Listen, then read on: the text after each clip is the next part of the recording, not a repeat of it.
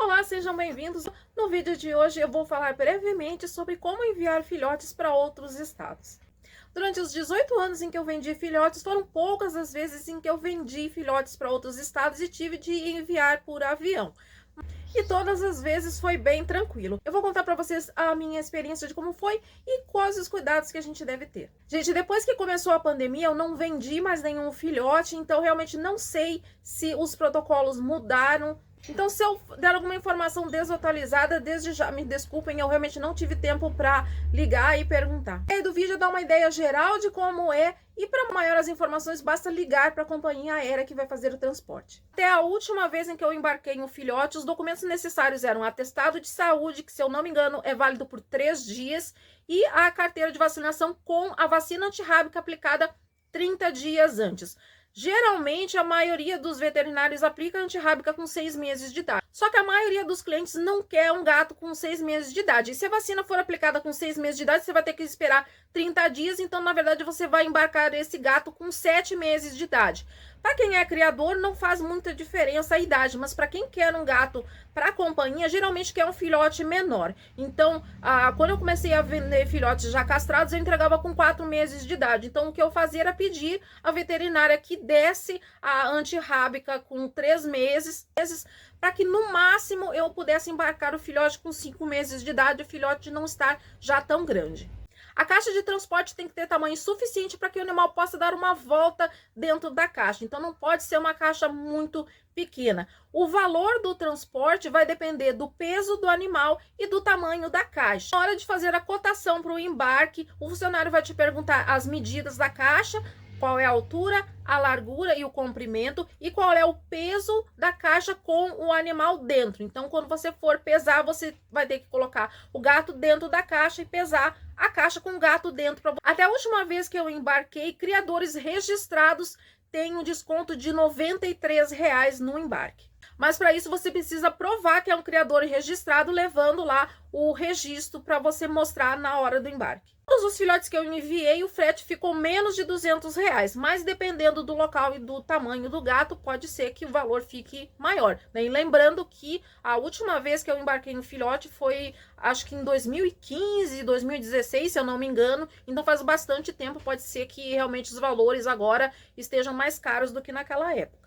Não pode colocar nem água e nem comida para o animal dentro da caixa de transporte. Eles pedem que forrem com um jornal. Eu particularmente gosto de colocar um tapete higiênico com um jornal por baixo para ficar mais quente, porque no lugar onde eles vão ali, que é junto com a bagagem, é muito frio, muito gelado, então só o tapete higiênico não vai aquecer. Mas só o jornal também não é bom, porque se o animal fizer xixi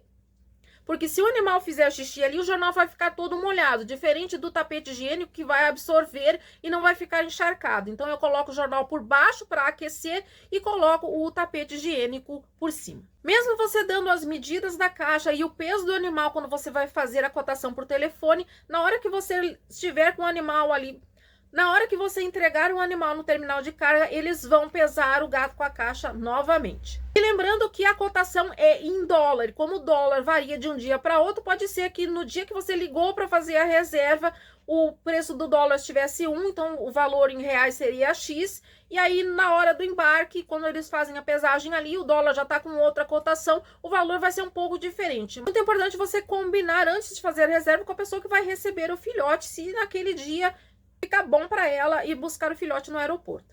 Existe um porém quando você embarca um filhote de raça braquicefálica, como o persa, o himalaio e o exótico, que são os que têm o focinho mais achatado.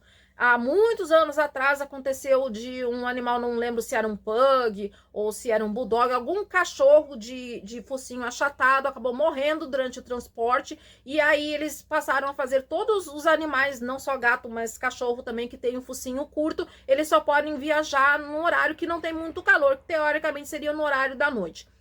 De novo, se eu não estou enganada, o horário é das 18 até as 10 da manhã. Então, você tem que ver se o voo para a cidade onde mora um novo proprietário, se é um voo sem escalas ou não, e se o gato vai embarcar depois das 18 e vai chegar no local de destino e vai chegar no local de destino antes das 10 da manhã. Se ele for chegar depois das 10 da manhã ou se ele tiver que embarcar antes das 18 horas, você não vai poder embarcar um filhote que seja persa, himalaio ou exótico. Pelo menos era assim até a última vez que eu embarquei um filhote. Outra questão é esse negócio de voo com escala ou sem escala. Sempre prefira, se for possível, voos sem escala, porque aí o gato vai ficar menos tempo trancado dentro da caixa, né, e lá no porão de carga. Quando o voo é com escala, o gato vai até um determinado local e aí ele vai ter que esperar para embarcar para outro local. Então, você 2 deslocamentos, ele vai ficar um tempo maior dentro da caixa, vai ser um estresse muito maior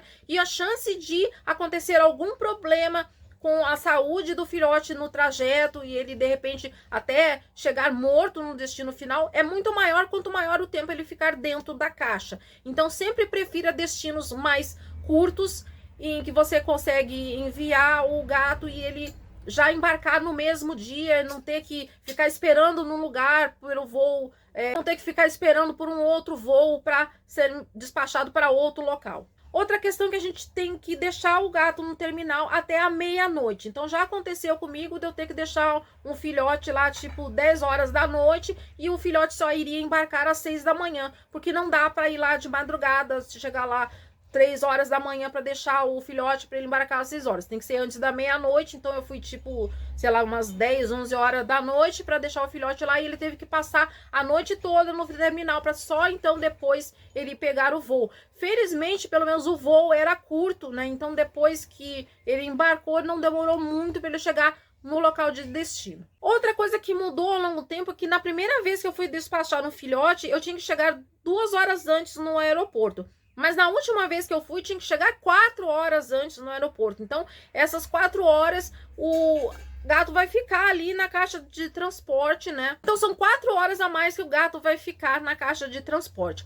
Aconteceu algumas vezes de eu desistir de vender o filhote, porque entre eu levar o gato para o terminal e ele chegar no local de destino, iriam se passar em torno de 16 horas. Então, eu achei que seria muito estressante para um filhote que está acostumado a ficar solto o tempo todo, ficar confinado durante 16 horas numa caixa de transporte sem água e sem comida. Então, algumas vezes eu acabei desistindo de vender o filhote pela questão do transporte aéreo. Outra coisa que eu só fiquei sabendo assistindo o canal Aviões e Músicas é que se pega fogo no local lá onde tá o animalzinho e as outras coisas que vão junto com ele, o piloto pode cortar o oxigênio ali do local para extinguir o incêndio. E, obviamente, sem oxigênio, o animalzinho vai morrer. Isso é uma coisa que nunca me falaram quando eu fui deixar um filhote para ser transportado lá no terminal de carga. Ninguém nunca me falou, ó, se pegar fogo lá, vamos cortar o oxigênio e o bichinho vai morrer. Ninguém nunca me avisou isso. Eu só fiquei sabendo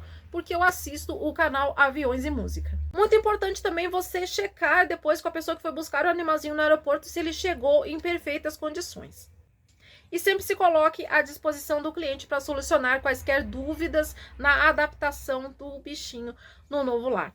Ah, e antes que eu me esqueça, felizmente comigo nunca aconteceu nada de ruim, todos os filhotes chegaram bem ao seu destino, mas é importante salientar que se por acaso acontecer da pessoa receber o filhote lá e perceber que ele tá com algum machucado ou que ele não tá passando bem, é importante documentar isso ali, né? Obviamente vai levar o animalzinho para o veterinário para ser atendido, mas é importante tirar fotos, filmar, gravar a situação que o filhote chegou, porque se por acaso esse animalzinho vier a óbito, né, você ter ali provas documentais para processar a companhia aérea. Bom, gente, espero que esse vídeo não vai ficar tão longo quanto o último, que eu queria fazer curtinho, ficou com 15 minutos, tá, gente? Demora uma eternidade para fazer o upload, quanto mais longo é o vídeo, então vou ver se eu consigo editar bem esse aqui, tá bom, gente? Até o próximo vídeo e tchau! E se gostou, não esqueça de deixar seu like, se não for inscrito, se inscreva aí e até o próximo vídeo e tchau!